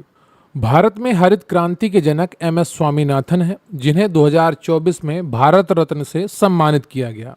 हरित क्रांति 1966-67 में मैक्सिको से आयातित HYV बीजों लेरमा रोजो सोनोरा 64 का उपयोग किया गया था। हरित क्रांति से पंजाब, हरियाणा और पश्चिमी यूपी में गेहूं और चावल के उत्पादन में भारी वृद्धि हुई, लेकिन दलहन तिलहन पिछड़ गए। एमएस स्वामीनाथन ने ही पारिस्थितिकी को बचाते हुए उत्पादकता बढ़ाने के लिए सदाबहार क्रांति का विचार दिया, एवरग्रीन रिवॉल्यूशन। सदाबहार क्रांति जैविक खेती और शून्य बजट प्राकृतिक खेती पर जोर देती है। भारत के प्रस्ताव पर संयुक्त राष्ट्र ने 2023 को अंतर्राष्ट्रीय मोटे अनाज वर्ष घोषित किया था। ज्वार, बाजरा, रागी जैसे जलवायु अनुकूल और पोषण से भरपूर फसलों को भारत में श्री अन्न नाम दिया गया है। अब हम बात करेंगे कृषि मूल्य एमएसपी और प्रमुख योजनाओं की। एमएसपी की सिफारिश कृषि लागत एवं मूल्य आयोग द्वारा की जाती है। एमएसपी की अंतिम घोषणा पीएम की अध्यक्षता वाली आर्थिक मामलों की मंत्रिमंडलीय समिति करती है। वर्तमान में 22 अनिवार्य फसलों के लिए एमएसपी और गन्ने के लिए एफआरपी घोषित किया जाता है। A2 लागत में किसानों का अप्रत्यक्ष नकद और वस्तु व्यय शामिल होता है। वर्तमान में सरकार A2+FL अवैतनिक पारिवारिक श्रम फार्मूले पर 50% मार्जिन जोड़कर एमएसपी तय करती है। C2 यानी कि कंप्रहेंसिव कॉस्ट में A2+FL के साथ भूमि का किराया और पूंजी पर ब्याज भी शामिल होता है। ये थोड़ी कठिन शब्दावली है जो आपके लिए उतनी इम्पॉर्टेंट नहीं है एग्जाम की दृष्टि से, लेकिन अगर आप अच्छे तरीके से तैयारी करना चाहते हैं तो इम्पॉर्टेंट है। स्वामीनाथन आयोग 2004 ने किसानों के लिए C2 प्लस 50% के आधार पर एमएसपी की सिफारिश की थी।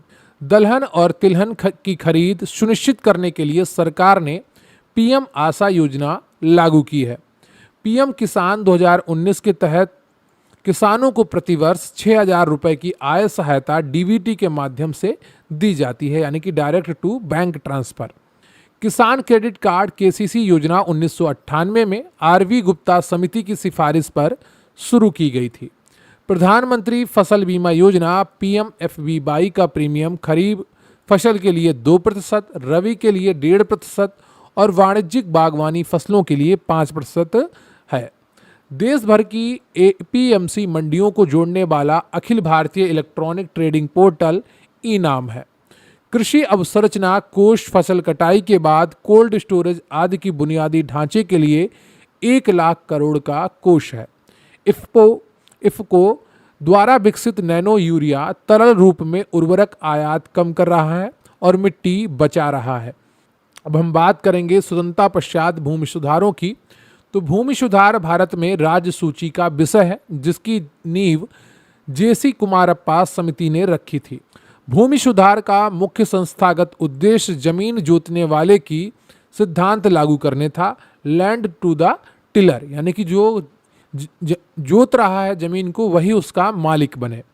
जमींदारी उन्मूलन कानूनों को न्यायिक समीक्षा से बचाने के लिए प्रथम संविधान संशोधन 1951 द्वारा 9वीं अनुसूची जोड़ी गई। उत्तर प्रदेश में उत्तर प्रदेश जमींदारी उन्मूलन और भूमि सुधार अधिनियम 1950 में पारित हुआ और लागू 1952 में हुआ। पश्चिम बंगाल का ऑपरेशन बरगा काश्तकारी सुधारों का सबसे सफल उदाहरण है। हदबंदी के तहत एक परिवार द्वारा रखी जाने वाली कृषि भूमि की अधिकतम सीमा तय की गई थी। चकबंदी का अर्थ छोटे खेतों को एकत्रित करना है, जो उत्तर प्रदेश, पंजाब और हरियाणा में सर्वाधिक सफल रहा है। स्वैच्छिक भूदान आंदोलन की शुरुआत आचार्य विनोबा भावे ने 18 अप्रैल 1951 को तेलंगाना के पोचमपल्ली गांव से की थी। जमीनों का डिजिटल रिकॉर्ड रखने के लिए वर्तमान में DIL-RMP कार्यक्रम चलाया जा रहा है। ULPIN यानी कि भू आधार देश के प्रत्येक भूमि पार्षल का एक 14 अंकीय अल्फा न्यूमेरिक पहचान नंबर है या कोड है। अब हम बात करेंगे भारत में उद्योग की, कोर सेक्टर की और एमएसएमई और महारत्न की।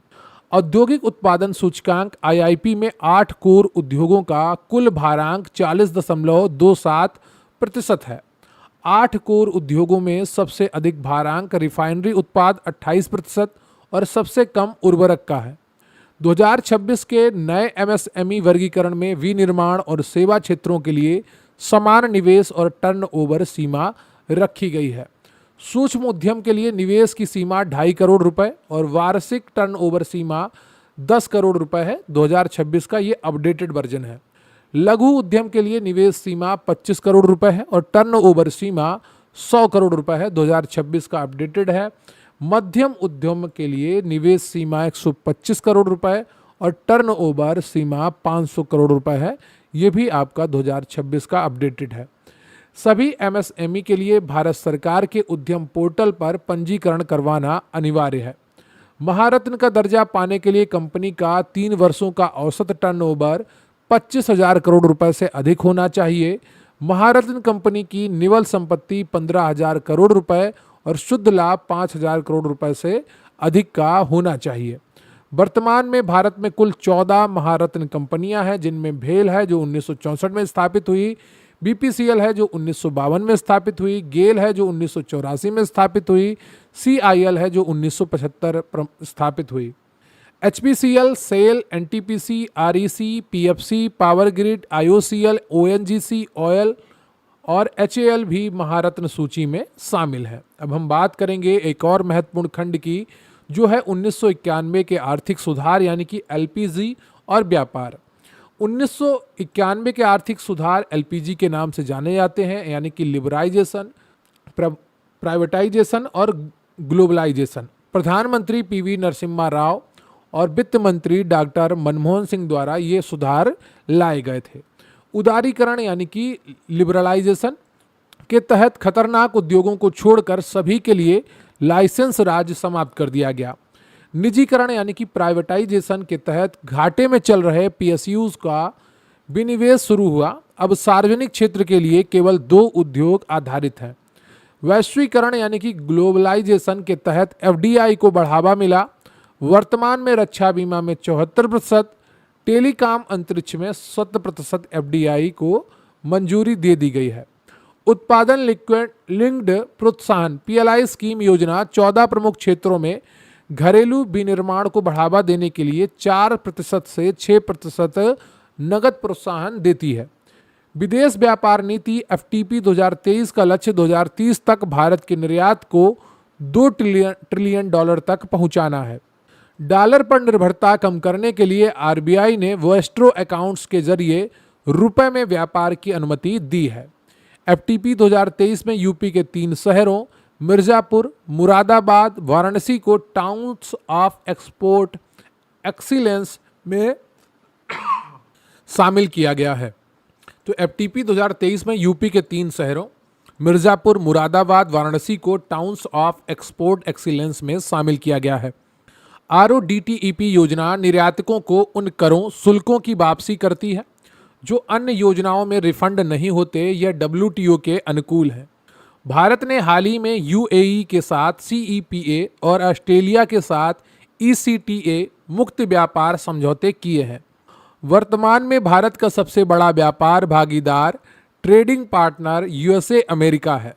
भारत वस्तुओं के व्यापार में घाटे में रहता है, लेकिन सेवाओं आईटीबीपीओ के माध्यम से सेवाओं के व्यापार में सरप्लस यानी कि अधिशेष में रहता है। भारी तेल और सोने के आयात के कारण भारत सामान्यतः चालू खाता घाटे की स्थिति में रहता है। अब हम बात करेंगे आधारभूत संरचना, ऊर्जा, सड़क, रेलवे और विमानन की। भारत दुनिया का तीसरा सबसे बड़ा ऊर्जा उपभोक्ता देश है। नवीकरणीय ऊर्जा में भारत का विश्व में चौथा स्थान है। COP26 ग्लासगो में भारत ने जलवायु परिवर्तन के लिए पंचामृत लक्ष्य घोषित किए। 2030 तक भारत का लक्ष्य अपनी गैर जीवाश्म ऊर्जा क्षमता को 500 GW तक पहुंचाना है, यानी कि गीगावाट। भारत का सबसे महत्वाकांक्षी पंचामृत लक्ष्य 2070 तक नेट जीरो एमिशन हासिल करना है कार्बन का।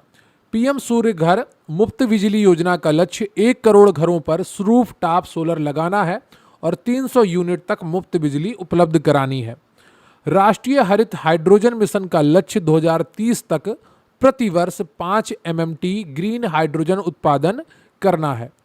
पीएम कुसुम योजना किसानों को सौर जल पंप प्रदान करने से संबंधित है। गुजरात के काकरा पार CAPP 3 और 4 में भारत का पहला पूर्णतः स्वदेशी 700 मेगावाट का परमाणु रिएक्टर चालू हुआ है। भारत का सड़क नेटवर्क USA के बाद विश्व में दूसरा सबसे बड़ा है। NH केवल 2% है, लेकिन 40% यातायात संभालते हैं। यानी कि सड़क नेटवर्क जो है भारत में NH, उसमें नेशनल हाईवे 2% है, लेकिन वो 40% यातायात संभालते हैं। राजमार्ग क्षेत्र का सबसे बड़ा अम्ब्रेला प्रोग्राम भारतमाला परियोजना है, जो आर्थिक गलियारों पर केंद्रित है। फास्टैग के बाद भारत अब सैटेलाइट आधारित GNSS टोलिंग सिस्टम की ओर बढ़ रहा है। उत्तर प्रदेश भारत में सबसे बड़े एक्सप्रेसवे नेटवर्क वाला एक्सप्रेसवे प्रदेश बन गया है। गंगा एक्सप्रेसवे 594 किलोमीटर यूपी का सबसे लंबा एक्सप्रेसवे है, जो मेरठ को प्रयागराज से जोड़ेगा।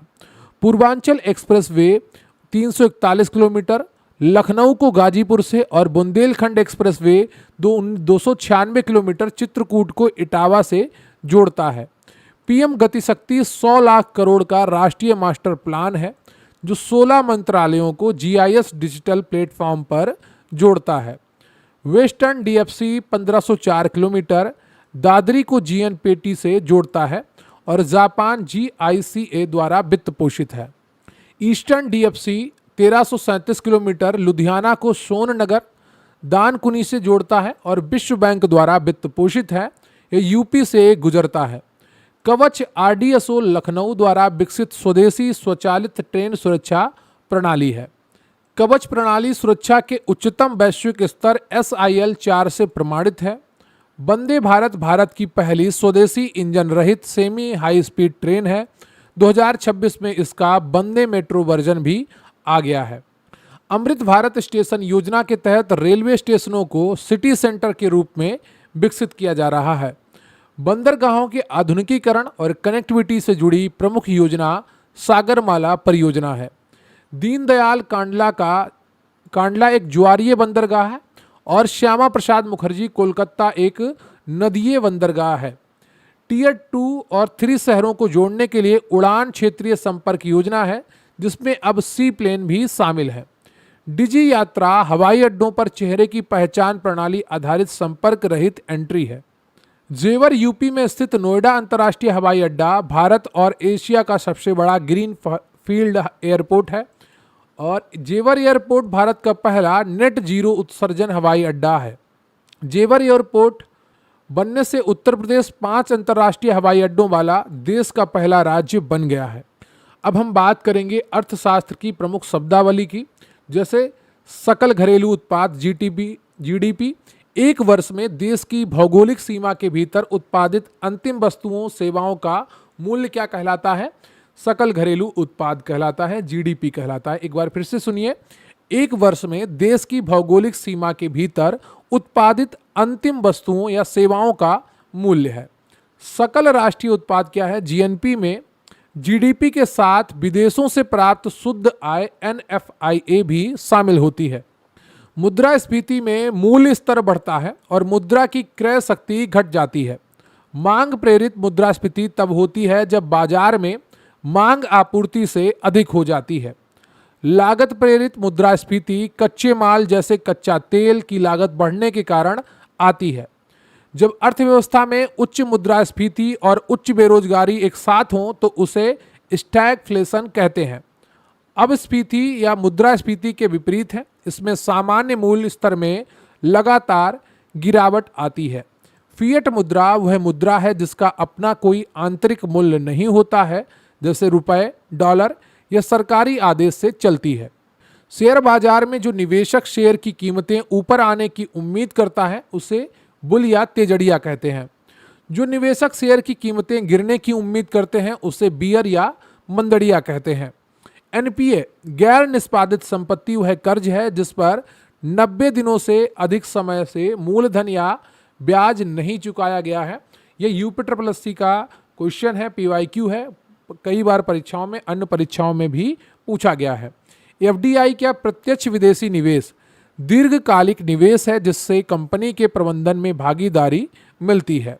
एफपीआई विदेशी पोर्टफोलियो निवेश शेयर बाजार में अल्पकालिक निवेश है जो हॉट मनी भी कहा जाता है। अब हम बात करेंगे प्रमुख अंतर्राष्ट्रीय वित्तीय संस्थान और अतिरिक्त तथ्यों की। विश्व बैंक की स्थापना 1944 के ब्रिटेन वुड्स सम्मेलन में हुई थी। विश्व बैंक का मुख्यालय वाशिंगटन डीसी में है और यह विकासशील देशों को विकास के लिए ऋण देता है। विश्व बैंक समूह में कुल 5 संस्थाएं हैं। पहली है आईबीआरडी, दूसरी है आईडीए, तीसरी है आईएफसी, चौथी है एमआईजीए और पांचवी है आईसीएसआईडी। अंतर्राष्ट्रीय मुद्रा कोष को विश्व बैंक की जुड़वा बहन कहा जाता है। आईएमएफ का मुख्य कार्य देशों के भुगतान संतुलन बीओपी संकट को दूर करना है। एसडीआर यानी कि स्पेशल ड्राइंग राइट्स को आईएमएफ की कागजी स्वर्ण मुद्रा कहा जाता है, पेपर गोल्ड कहा जाता है। विश्व व्यापार संगठन डब्ल्यूटीओ की स्थापना 1 जनवरी 1995 को गैट के स्थान पर हुई थी। डब्ल्यूटीओ का मुख्यालय जिनेवा स्विट्जरलैंड में स्थित है। एशियाई विकास बैंक एडीबी की स्थापना 1966 में हुई थी और इसका मुख्यालय मनीला फिलीपींस में है। न्यू डेवलपमेंट बैंक एनडीबी 2014 में ब्रिक्स देशों द्वारा स्थापित किया गया था। एनडीबी ब्रिक्स बैंक का मुख्यालय संघाई चीन में स्थित है। भारत में आर्थिक नियोजन की सर्वोदय योजना 1950 में स्व सहायता और विकेंद्रीकरण पर बल दिया गया था। 1949 में भारत के इतिहास में पहली बार रुपए का अवमूल्यन किया गया था। 20 सूत्रीय कार्यक्रम 1975 में इंदिरा गांधी सरकार द्वारा गरीबी उन्मूलन के लिए शुरू किया गया था। आईआरडीपी, एनआरईपी और ट्राइसेम जैसी ग्रामीण रोजगार कार्यक्रम छठी पंचवर्षीय योजना 1980 से 85 की देन है। प्रधानमंत्री रोजगार योजना पीएमआरवाई 8वीं पंचवर्षीय योजना में शुरू की गई थी। नीति आयोग का पूरा नाम national institution for transforming India है। नीति आयोग बॉटम अप यानी कि नीचे से ऊपर के दृष्टिकोण पर कार्य करता है जो योजना आयोग के विपरीत है। सतत विकास पर ब्रिटलैंड रिपोर्ट को अवर कॉमन फ्यूचर नाम से जाना जाता है। बजट में राजस्व घाटा अर्थव्यवस्था के लिए नकारात्मक माना जाता है क्योंकि ये उपभोग के लिए उधारी दर्शाता है। सेबी को वैधानिक दर्जा मिलने से पहले ये 1988 से गैर सांविधिक निकाय के रूप में कार्य कर रहा था। मुद्रा बैंक का प्रबंधन सिडबी द्वारा किया जाता है जो छोटे उद्यमों को ऋण देता है। जीएसटी काउंसिल में केंद्र का वोटिंग भारांक 1/3 और सभी राज्यों का संयुक्त रूप से 2/3 होता है। कृषि क्षेत्र में शून्य बजट प्राकृतिक खेती और रासायनिक उर्वरकों पर निर्भरता को पूरी तरह खत्म कर देती है। भूमि सुधार के संस्थागत उपायों का उद्देश्य बिचौलियों का उन्मूलन और जोतने वाले को मालिकाना हक देना था। बेनामी लेन देन के कारण हदबंदी कानून भारत में पूरी तरह सफल नहीं हो पाया। 1991 के भुगतान संतुलन संकट के कारण भारत को एलपीजी यानी कि उदारीकरण, निजीकरण और वैश्वीकरण सुधार अपनाने पड़े थे। एलपीजी सुधारों के बाद सार्वजनिक क्षेत्र के लिए आरक्षित उद्योगों की संख्या 17 से घटाकर केवल 2 कर दी गई थी, जिनके बारे में मैं आपको बता चुका हूं। सीईपीए और ईसीटीए जैसे मुक्त व्यापार समझौते भारत की लुक ईस्ट से एक्ट ईस्ट नीति के परिणाम है।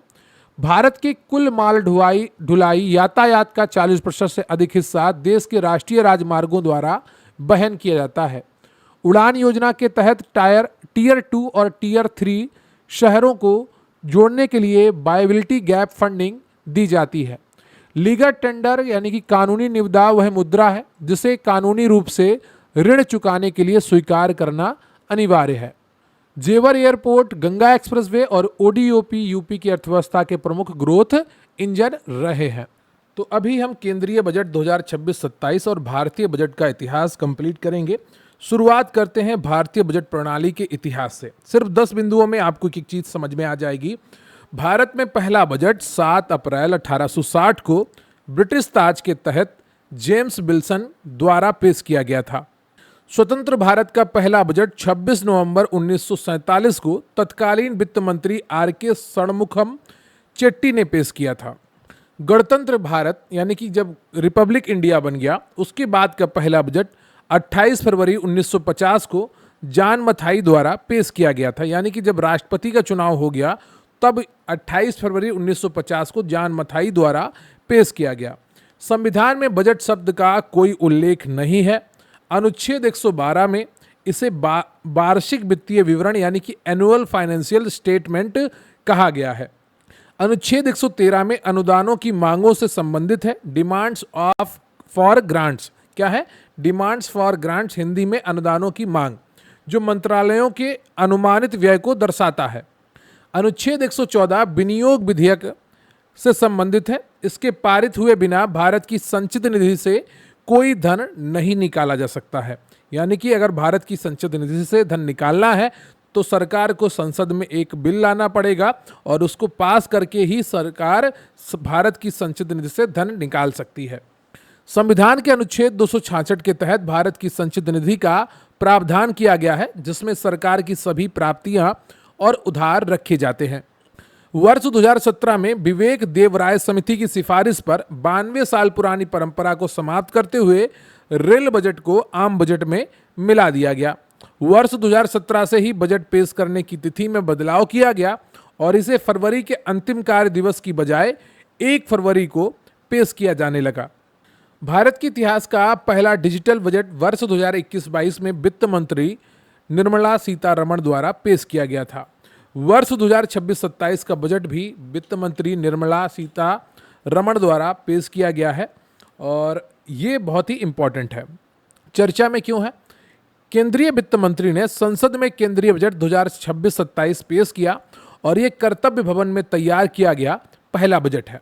बजट के 3 प्रमुख कर्तव्य या स्तंभ कहेंगे हम, तो ये 3 कौन कौन से हैं? प्रथम कर्तव्य है आर्थिक विकास को गति देना और उसको बनाए रखना। द्वितीय कर्तव्य है लोगों की क्षमताओं और आकांक्षाओं का निर्माण करना और तृतीय कर्तव्य है समावेशी विकास सुनिश्चित करना, इंक्लूसिव ग्रोथ, जो सबका साथ और सबका विकास पर आधारित है।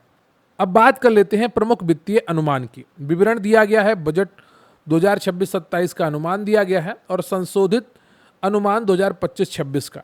कुल व्यय 53.5 लाख करोड़ और 49.6 लाख करोड़। पूंजीगत व्यय 11 लाख करोड़ रुपए। गैर ऋण प्राप्तियां non debit receipt 36.5 lakh crore. संशोधित अनुमान था 34 लाख करोड़। कुल कर प्राप्ति टोटल टैक्स 28.7 करोड़ और शुद्ध कर प्राप्तियां हुई हैं 2025-26 में 26.7 लाख करोड़ रुपए। राजकोषीय घाटा क्या रहेगा? जीडीपी का 4.3% और जो 2025-26 में रहा है वो जीडीपी का 4.4% रहा है। उधारी क्या है? 2026-27 कुल बाजार उधार 17.2 लाख करोड़ अनुमानित है। इसमें दिनांकित प्रतिभूतियां से शुद्ध बाजार उधारी 11.7 लाख करोड़ है। ऋण स्थिति क्या है? 2025-26 में 56.1% से घटकर 2026-27 में 55.6% होने का अनुमान है। ये राजकोषीय सुदृढ़ीकरण का सकारात्मक संकेत है। अब हम बात कर लेते हैं जो बजट में प्रथम कर्तव्य की बात की गई है, आर्थिक विकास को गति देना और उसे बनाए रखना। इसके लिए क्या रणनीतियां बजट में अपनाई गई हैं? बायोफार्मा और स्वास्थ्य सेवा। भारत को वैश्विक बायोफार्मा हब बनाने के लिए 5 साल में 10,000 करोड़ का परिव्यय। तो ये एक बायोफार्मा शक्ति के नाम से ये लक्ष्य रखा गया है और भारत को बायोफार्मा हब बनाना है 5 साल में और 10,000 करोड़ का यहाँ पर निवेश किया जाएगा। NIPER 3 नए राष्ट्रीय औषध विज्ञान शिक्षा एवं अनुसंधान संस्थान की स्थापना और 7 मौजूदा संस्थानों का उन्नयन किया जाएगा और 1000 से अधिक मान्यता प्राप्त नैदानिक परीक्षण स्थल स्थापित होंगे। सेमीकंडक्टर और इलेक्ट्रॉनिक्स के लिए इंडिया सेमीकंडक्टर मिशन 2.0 की शुरुआत की गई है। इलेक्ट्रॉनिक्स कंपोनेंट्स मैन्युफैक्चरिंग स्कीम के लिए 40,000 करोड़ रुपए का परिव्यय किया गया है। महत्वपूर्ण खनिजों की अगर बात की जाए तो उड़ीसा, केरल, आंध्र प्रदेश और तमिलनाडु में दुर्लभ पृथ्वी गलियारे बनाए जाएंगे। राज्यों में क्लस्टर आधारित प्लग एंड प्ले रूट पर 3 नए केमिकल पार्क बनेंगे। पूंजीगत वस्तुओं की अगर बात की जाए तो सीपीएसयू द्वारा 2 डिजिटल रूप से सक्षम हाईटेक टूल रूम निर्माण और अवसंरचना उपकरण योजना की शुरुआत हुई है। कंटेनर विनिर्माण योजना के लिए 5 वर्षों में 10,000 करोड़ का प्रावधान रखा गया है। अब हम बात करेंगे वस्त्र क्षेत्र और एमएसएमई का। तो राष्ट्रीय रेशा योजना लाई गई है रेशम, ऊन, जूट और मानव निर्मित रेशों में आत्मनिर्भरता हासिल करने के लिए। मेगा टेक्सटाइल पार्क और महात्मा गांधी ग्राम स्वराज पहल का विस्तार किया जाएगा। विरासत औद्योगिक क्षेत्रों का पुनरुद्धार होगा और 200 पुराने औद्योगिक समूहों का पुनरुद्धार किया जाएगा। एमएसएमई सशक्तिकरण चैंपियन एसएमई हेतु 10,000 करोड़ का ग्रोथ फंड, सूक्ष्म उद्यमों के लिए आत्मनिर्भर भारत कोष में अतिरिक्त 2,000 करोड़ का निवेश किया जाएगा। बुनियादी ढांचे को सशक्त बढ़ावा, सार्वजनिक पूंजीगत व्यय, बुनियादी ढांचे के लिए ऐतिहासिक 12.2 लाख करोड़ का आवंटन किया गया। इंफ्रास्ट्रक्चर रिस्क गारंटी फंड की स्थापना की जाएगी और सीपीयूएसयू की अचल संपत्ति का मुद्रीकरण किया जाएगा। नया समर्पित माल ढुलाई गलियारा डंकुनी से सूरत तक जाएगा। अगले 5 साल में 20 नए राष्ट्रीय जलमार्ग विकसित होंगे। वाराणसी और पटना में अंतर्देशीय जलमार्गों के लिए जहाज मरम्मत केंद्र भी बनाए जाएंगे। विमानन स्वदेशी सी प्लेन निर्माण और अंतिम मील कनेक्टिविटी के लिए सी प्लेन बीजीएफ योजना लाई गई। ऊर्जा सुरक्षा, carbon capture, utilisation and storage के लिए 20,000 करोड़ का प्रावधान किया गया है। अब बात कर लेते हैं शहरी विकास और वित्तीय क्षेत्र सुधार की। तो शहरी आर्थिक क्षेत्र प्रति सीईआर 5,000 करोड़ का आवंटन, 5 साल में परिणाम आधारित चुनौती तंत्र के माध्यम से। हाई स्पीड रेल कॉरिडोर, 7 नए कॉरिडोर की घोषणा। मुंबई पुणे, पुणे हैदराबाद, हैदराबाद बेंगलुरु, हैदराबाद चेन्नई, चेन्नई से बेंगलुरु, दिल्ली से वाराणसी और वाराणसी से सिलीगुड़ी। वित्तीय क्षेत्र सुधार की बात की गई है। उच्च स्तरीय बैंकिंग समिति का गठन किया जाएगा। पीएफसी और आरईसी का पुनर्गठन होगा और फेमा नियमों की व्यापक समीक्षा की जाएगी। नगर पालिका बांड जारी करने को बढ़ावा दिया गया और 1,000 करोड़ से अधिक जारी करने पर 100 करोड़ का प्रोत्साहन दिया जाएगा। अब हम बात करेंगे द्वितीय कर्तव्य की, मानव क्षमता का निर्माण और आकांक्षाओं की पूर्ति। स्वास्थ्य, चिकित्सा और शिक्षा क्षेत्र में शिक्षा, रोजगार, उद्यम संबंध को बेहतर बनाने के लिए उच्च स्तरीय स्थायी समिति का गठन और सेवा क्षेत्र को मजबूत करने के उपाय। मौजूदा एएचपी एलाइड हेल्थ प्रोफेशनल संस्थानों का उन्नयन। 5 साल में 1 लाख संबद्ध स्वास्थ्य पेशेवरों की भर्ती की जाएगी। देश में 5 नए क्षेत्रीय चिकित्सा केंद्र स्थापित किए जाएंगे। आयुष शिक्षा और अनुसंधान के लिए 3 नए अखिल भारतीय संस्थान बनेंगे। पशुपालन और पशु चिकित्सा के क्षेत्र में 20,000 से अधिक पेशेवरों की उपलब्धता सुनिश्चित की जाएगी। रचनात्मक उद्योग, पर्यटन और खेल। रचनात्मक उद्योग, Indian institute of creative technologies और AVGC animation, visual effects, gaming and comics content creators lab की स्थापना की जाएगी। तो कंटेंट क्रिएटर लैब्स की स्थापना की जाएगी, यह ध्यान रखिएगा, नई चीज है इसमें। शिक्षा अवसंरचना, 15,000 से अधिक माध्यमिक विद्यालयों और 500 कॉलेजों में शिक्षा अवसंरचना का विकास किया जाएगा। पर्यटन कौशल विकास, राष्ट्रीय होटल प्रबंधन और खान पान प्रौद्योगिकी परिषद के माध्यम से 10,000 पर्यटक गाइडों को 12 सप्ताह का प्रशिक्षण दिया जाएगा। राष्ट्रीय गंतव्य डिजिटल ज्ञान ग्रिड का निर्माण और 15 प्रमुख पुरातात्विक और विरासत स्थलों का अनुभवात्मक विकास किया जाएगा। खेलो इंडिया मिशन का शुभारंभ और अगले दशक में खेल पारिस्थितिकी तंत्र का व्यापक सुधार किया जाएगा। अब हम बात करेंगे तीसरे कर्तव्य की, लक्षित समावेशन और सबका साथ सबका विकास। सबसे पहले बात कर लेते हैं कृषि विकास और किसानों की आय में वृद्धि की। जल संरक्षण के लिए 500 जलाशयों और अमृत सरोवरों का एकीकृत विकास किया जाएगा। उच्च मूल्य वाली फसलें जैसे नारियल, चंदन, कोको, काजू की खेती को प्रोत्साहन दिया जाएगा। डिजिटल कृषि, भारत विस्तार प्लेटफॉर्म और एग्री स्टैक पोर्टल्स का बहुभाषी एआई आधारित एकीकरण किया जाएगा। दिव्यांग जन सशक्तिकरण और मानसिक स्वास्थ्य, दिव्यांग जन कौशल योजना, आईटी, एवीजीसी, आतिथ्य और एफ&बी, फूड एंड बेवरेज जैसे प्रमुख क्षेत्रों में कौशल विकास की बात की गई है।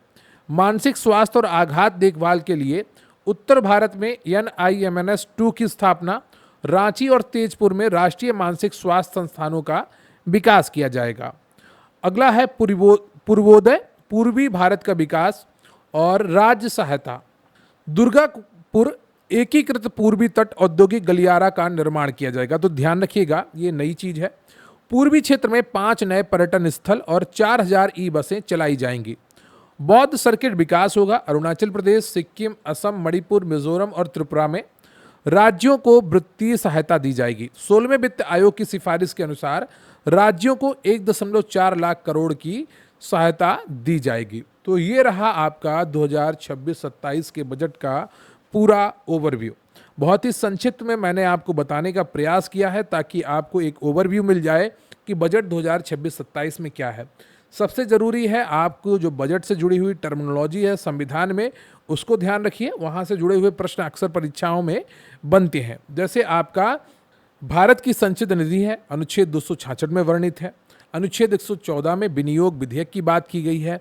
अनुच्छेद 113 में अनुदानों की मांग की बात की गई है और अनुच्छेद 112 में वार्षिक वित्तीय विवरण की बात की गई है। ठीक है। और एक बात और है जो आपको ध्यान रखनी है, जो बजट है उस पर एकाधिकार लोकसभा का होता है। राज्यसभा उसको 14 दिन से अधिक तक नहीं रोक सकती है। तो ये चीज़ें थी जो आपकी बजट से जुड़ी हुई थी, ये सारी मैंने आपको रिवाइज कराई हैं। वीडियो को लाइक करिए, चैनल पर नए हैं चैनल को सब्सक्राइब करिए और अपने दोस्तों के साथ वीडियो शेयर करिए, क्योंकि प्रश्न यहीं से आएगा और पढ़ते रहेंगे आप मेरे साथ तो आपको यकीन आएगा। रही बात पीडीएफ की, तो स्क्रीन पर आपको व्हाट्सएप नंबर दिख ही रहा होगा, वहाँ पर मैसेज करिए और आपको सभी पीडीएफ्स आपकी लेखपाल की हों या लोअर पीसीएस की हों, आपको प्रोवाइड करवाई जाएंगी। मिलेंगे फिर किसी अन्य वीडियो में, तब तक अपनी तैयारी करिए और मेहनत करते रहिए और अच्छे से अपना परिश्रम बनाए रखिए।